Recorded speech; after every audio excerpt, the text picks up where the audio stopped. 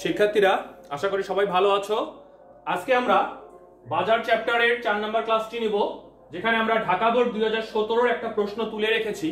আমরা ঢাকা বোর্ড 2017 একটা প্রশ্ন তুলে রেখেছি।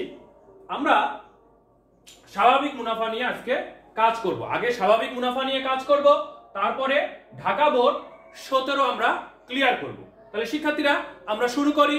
স্বাভাবিক মুনাফা, টিআর মাইনাস টিসি ইকুয়াল 0 হলে সেটাকে স্বাভাবিক মুনাফা বলে। মোট আয় থেকে যদি আমরা মোট ব্যয় বাদ দেই তাহলে কিছুই থাকবে না, সেই অবস্থাটাকে আমরা বলবো স্বাভাবিক মুনাফা। মোট আয় থেকে মোট ব্যয় বাদ দিলে যদি অবশিষ্ট কিছুই হাতে না থাকে, সেই অবস্থাটিকে আমরা বলবো স্বাভাবিক মুনাফা। তাহলে আমরা শিক্ষার্থীরা চিত্রের মাধ্যমে দেখি স্বাভাবিক মুনাফা জিনিসটা কেমন। আমরা যদি এরকম একটা চিত্র নিই, ও এক্স ও ওয়াই, এ আর ইকুয়াল এম আর, এটাকে আমরা বলতেছি পি নট। এটাকে আমরা কি বলতেছি? পি নট বা পি জিরো। শিক্ষার্থীরা তোমরা খেয়াল করো, যদি আমরা এপাশে দেখাবো আয় ব্যয় দাম, দাম আয় ব্যয়, আর নিচে দেখাচ্ছি কিউ। শিক্ষার্থীরা তোমরা দেখো, আমরা প্রথমে এক পূর্ণ প্রতিযোগিতামূলক বাজারে এআর রেখা অঙ্কন করলাম। আমাদের প্রথম কাজ কি? এআর রেখা অঙ্কন করা। আমাদের একটা জিনিস মনে রাখতে হবে, স্বাভাবিক মুনাফা অর্জন করতে হলে, শিক্ষার্থীরা ভালো করে মাথায় রাখো, স্বাভাবিক মুনাফা অর্জন করতে হলে এসি রেখাকে অবশ্যই এআর রেখার সাথে টাচ করায় অঙ্কন করতে হবে। আমি আবারও বলছি, এসি রেখাকে এআর রেখার সাথে টাচ করায় অঙ্কন করতে হবে। তুমি যখনই স্বাভাবিক মুনাফা অর্জন করতে চাবা, এসি রেখাকে এআর রেখার সাথে টাচ করিয়ে অঙ্কন করতে হবে। আর এমসি রেখার কোনো স্থান পরিবর্তন হয় না, এসি রেখার সর্বনিম্ন বিন্দু দিয়ে উঠে যায়। তাহলে শিক্ষার্থীরা আমাদের ভারসাম্যের শর্ত কি? ভারসাম্যের শর্ত হচ্ছে এম আর ইকুয়াল এমসি। এটা তোমরা সবাই জানো। আর এমসি রেখা এম আর রেখাকে, এটাই এম আর রেখা, নিচের দিক থেকে ছেদ করে উপরে উঠে যাবে। তাহলে ই হচ্ছে আমাদের ভারসাম্য বিন্দু। এখান থেকে নিচে নামলে আমরা পাবো কিউ নট বা কিউ জিরো। আমরা এই উদ্দীপকের মতন করেই আট করলাম। তাহলে এই অবস্থাটাকে আমরা স্বাভাবিক মুনাফা বলবো। এখানে আয় কত? মোট আয়। শিক্ষার্থীরা তোমরা দেখো, এখানে আমাদের মোট আয় কত? মোট আয় কে দেখায়? মোট আয় টি আর কে দেখায়? এ আর গুণন কিউ। শিক্ষার্থীরা তোমাদের নিশ্চয়ই মনে আছে, মোট আয় টি আর কে দেখাবে?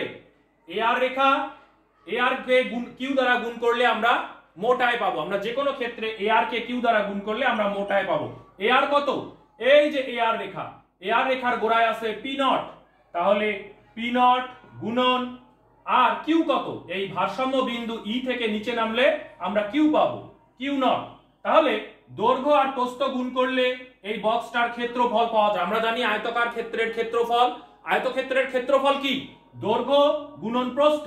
তাহলে এই বক্সটার নাম কি? এটা আয়ের বক্স।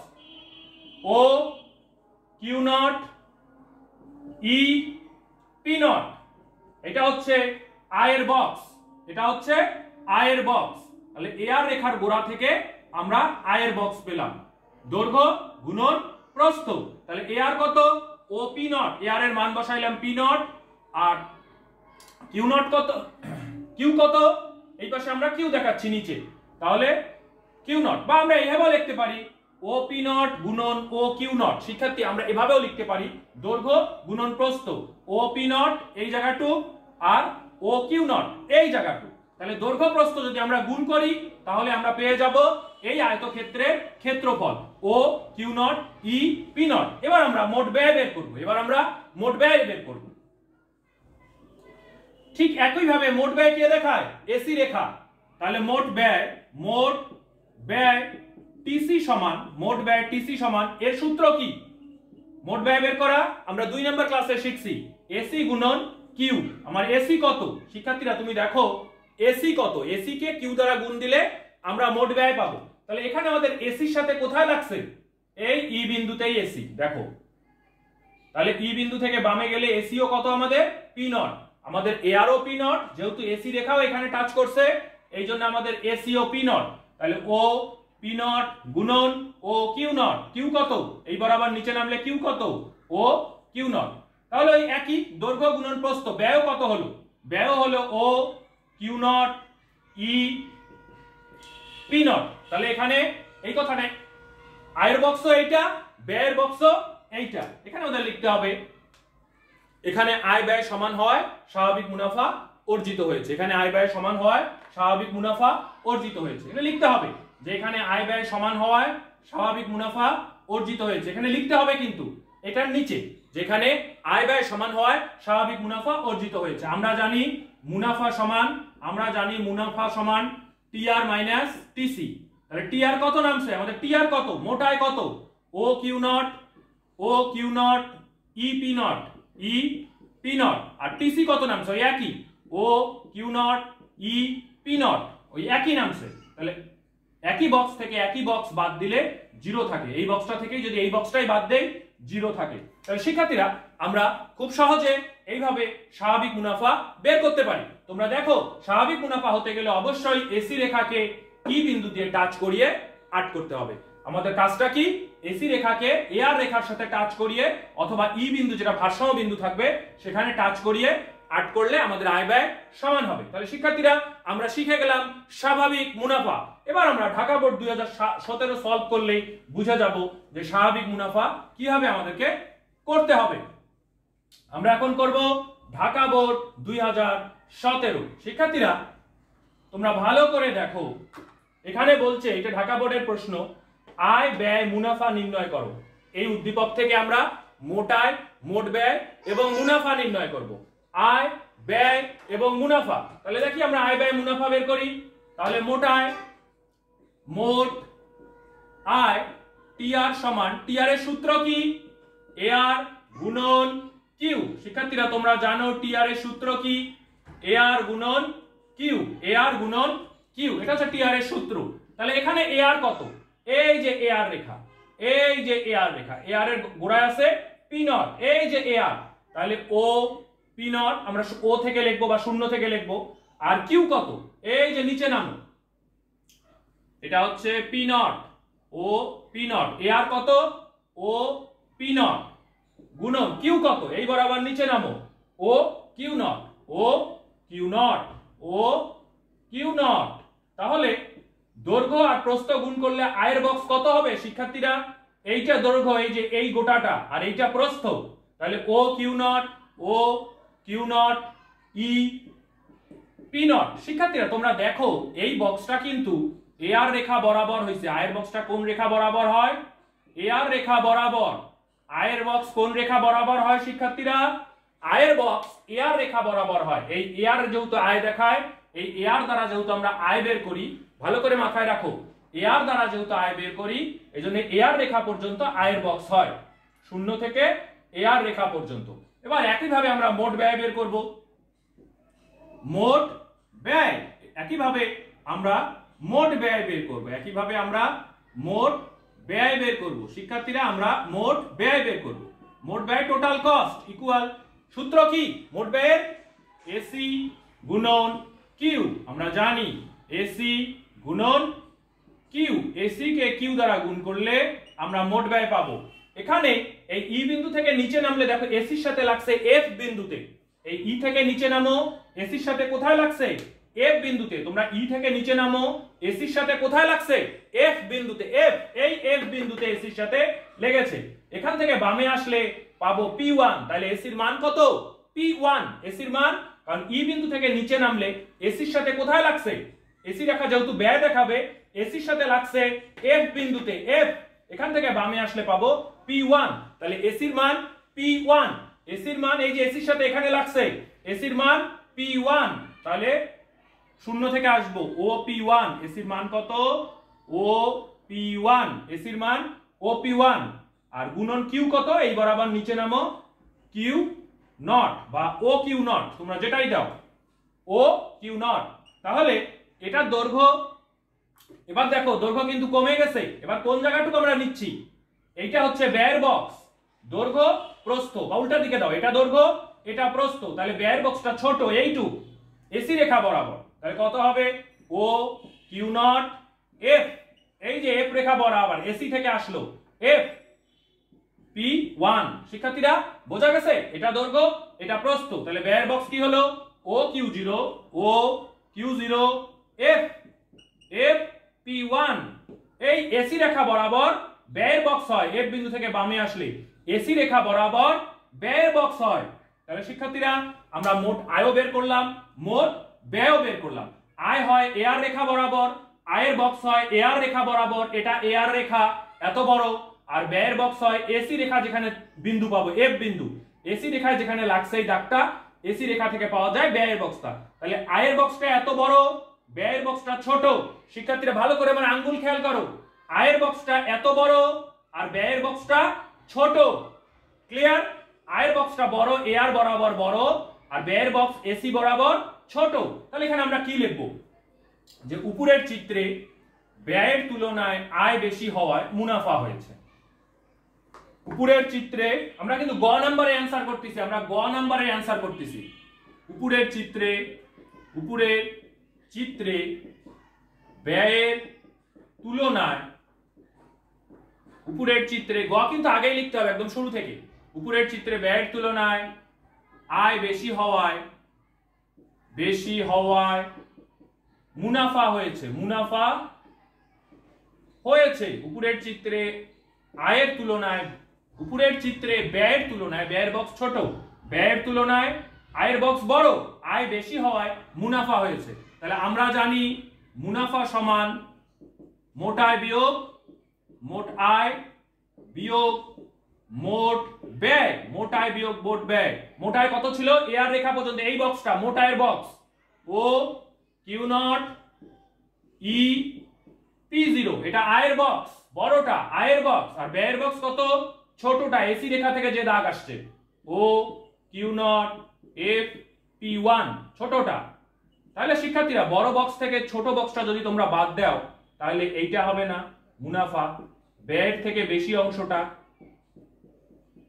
এই যে আমি ডট ডট করে দিলাম ছায়াযুক্ত অঞ্চল, এইটা মুনাফা। আয়ের বড় বক্স থেকে ব্যয়ের ছোট বক্সটা যদি আমি বাদ দেই, চাকু দিয়ে কেটে নিচে ফেলে দেই, এই ব্যয়ের বক্সটা যদি বাদ দেই তাহলে অতিরিক্ত আয় কতটুকু থাকলো P1 F E P0, এই উপরের এই জায়গাটুকু ব্যয়ের থেকে বেশি আয়, তাহলে এটাই হচ্ছে মুনাফা, ব্যয়ের থেকে বেশি আয়, এই জায়গাটুকুকে আমরা বলবো মুনাফা। তোমরা ইচ্ছা করলে গ নাম্বারের চিত্র তুলতেও পারো, নাও তুলতে পারো। এবার শিক্ষার্থীরা আমরা মুনাফা বের করলাম, এটা কিন্তু অস্বাভাবিক মুনাফা। এটা কি মুনাফা বের হলো?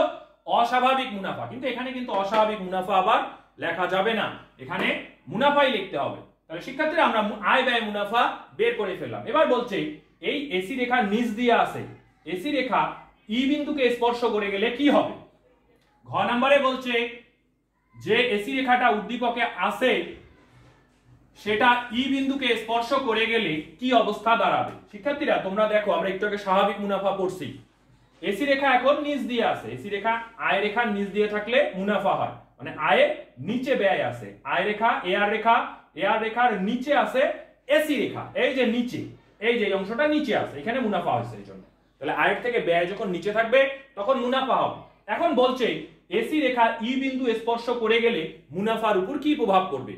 এই এসি রেখাটা ই বিন্দুকে স্পর্শ করে যদি এইভাবে যায়, একটু আগে আমরা দেখছি এসি রেখা ই বিন্দুকে স্পর্শ করে গেলে অথবা এআর রেখাকে স্পর্শ করে গেলে স্বাভাবিক মুনাফা হয়, মানে ব্যাপারটা দাঁড়াবে এরকম। এসি রেখা এখন এই ই বিন্দুকে স্পর্শ করে যাবে। শিক্ষার্থীরা এসি রেখা ই বিন্দুকে, এখন এসি রেখা আছে এই জায়গায়, এখন এসি রেখা আছে এই জায়গায়, কিন্তু এটাকে বলে দিছে উপরে তুলে এসি রেখাকে স্পর্শ করে যাবে। তোমরা দেখো চিত্রে এসি রেখা আছে নিচে, এইটাকে এসি রেখা বলতেছি উদ্দীপকে এইটা, কিন্তু এই এসি রেখাটাকে ই বিন্দু দিয়ে স্পর্শ করে গেলে কি হবে? তাহলে এসি রেখাকে আমরা উপরে তুলে দিব, এসি রেখাকে আমরা উপরে তুলে দেব। তাহলে শিক্ষার্থীরা কিভাবে আমরা লিখব? তাহলে এসি রেখা ই বিন্দু দিয়ে গেলে চিত্র হবে নিম্নরূপ। এসি রেখা ই বিন্দু দিয়ে গেলে, ই বিন্দু দিয়ে গেলে, এসি রেখা ই বিন্দু দিয়ে গেলে চিত্র হবে নিম্নরূপ, নিম্ন রূপ, চিত্র হবে নিম্নরূপ। তাহলে ঘ নাম্বার আমরা এভাবে শুরু করব যে এসি রেখা ই বিন্দু স্পর্শ করে গেলে চিত্র হবে নিম্নরূপ। শিক্ষার্থীরা আমরা ঢাকা বোর্ড 17 করতেছি, ঢাকা বোর্ড 17। এসি রেখা ই বিন্দু দিয়ে গেলে চিত্র হবে নিম্নরূপ। এক্ষেত্রে আমাদেরকে নতুন করে চিত্র আর্ট করতে হবে, এই চিত্রটাই নতুন করে আর্ট করতে হবে। তাহলে আমরা করি অঙ্কন। ও এক্স এইটা প্রশ্ন আর এইটা আমাদের উত্তর। শিক্ষার্থীরা এটা প্রশ্ন, আমরা ঘ নাম্বার উত্তর করতেছি। ঘ নাম্বারে যেহেতু এসি রেখার পজিশন চেঞ্জ হবে, ঘ নাম্বারে যেহেতু এসি রেখার পজিশন চেঞ্জ হবে, তাই এসি রেখা নতুন করে অঙ্কন করতে হবে। তাহলে নিচে দেখানো হয়েছে কিউ আর এই পাশে দেখা হয়েছে আয় ব্যয় দাম, পি আর সি। পি তে দাম, আর তে আয়, সি তে কস্ট। স্বাভাবিক আমরা পূর্ণ প্রতিযোগিতামূলক বাজারে এ আর এম আর রেখা সবার আগে আর্ট করব, এ আর এম আর। আর এখানে দেওয়া আছে উদ্দীপক অনুযায়ী পি নট। এখানে কি দেওয়া আছে? উদ্দীপক অনুযায়ী আছে এ আর রেখার গোড়ায় পি নট। আমরা ধরে নিচ্ছি এইটা আমাদের ই বিন্দু, এইটা আমাদের কি বিন্দু?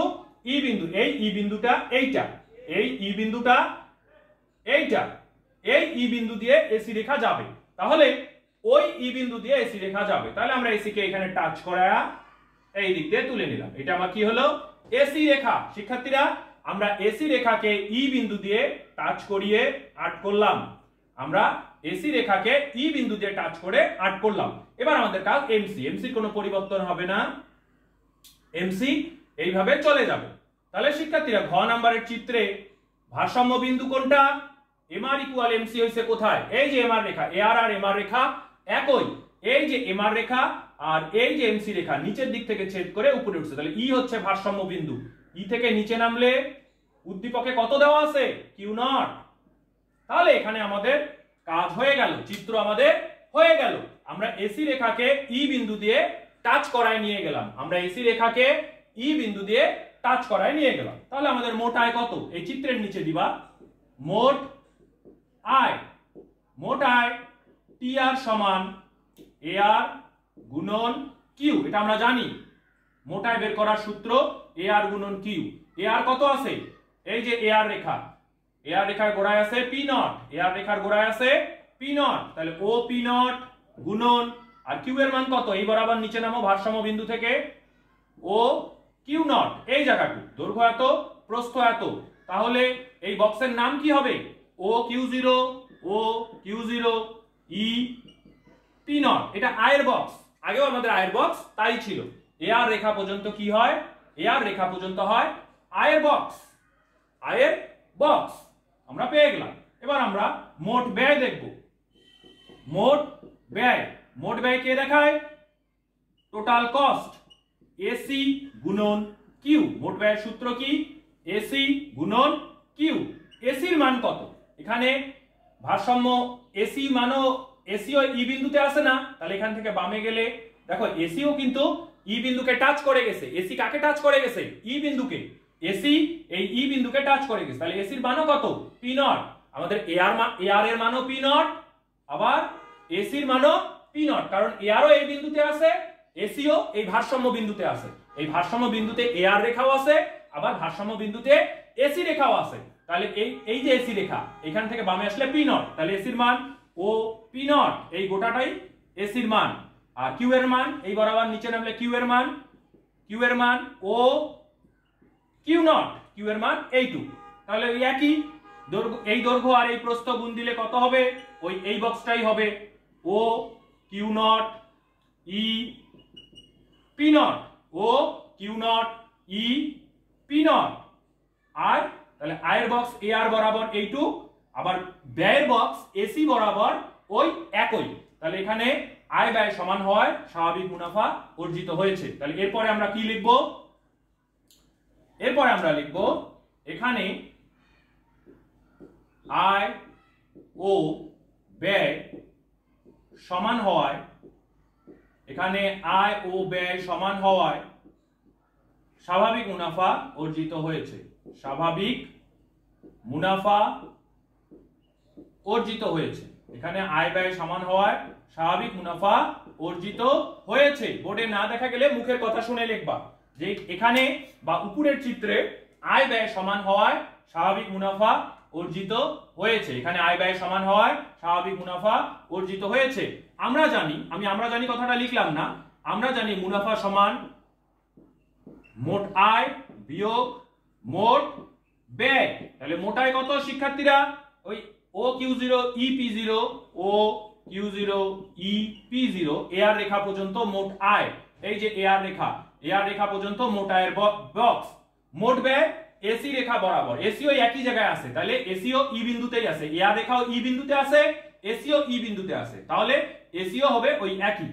ও Q not E P naught equal, তাহলে একই বক্স থেকে একই বক্স বাদ দিলে জিরো থাকে। তাহলে আমরা জানি TR minus TC equal zero হলে, মানে মোট আয় থেকে মোট আয় বাদ দিলে, মোট ব্যয় বাদ দিলে যদি শূন্য হয় তবে সেটা হয় স্বাভাবিক মুনাফা। তাহলে পরিশেষে বলা যায়, তোমরা লিখবা আর একটা লাইন, পরিশেষে বলা যায় এসি রেখা ই বিন্দু দিয়ে গমন করলে স্বাভাবিক মুনাফা অর্জিত হয়। এটা শেষ লাইন, এসি রেখা ই বিন্দু দিয়ে গমন করলে স্বাভাবিক মুনাফা অর্জিত হয়। তাহলে শিক্ষার্থীরা আমরা ঢাকা বোর্ড 17 খুব ইজিলি করে নিলাম। এখন তোমরা খুব সুন্দর করে এই প্রশ্নের উত্তর দিতে পারো এবং পূর্ণ প্রতিযোগিতামূলক বাজারে আর কোনো সমস্যা থাকার কথা নয়। তাহলে শিক্ষার্থীরা তোমরা ভালো করে এটা প্র্যাকটিস করো। আমরা নেক্সট দিন একচেটিয়া বাজার নিয়ে আলোচনা করব। ভালো থেকো।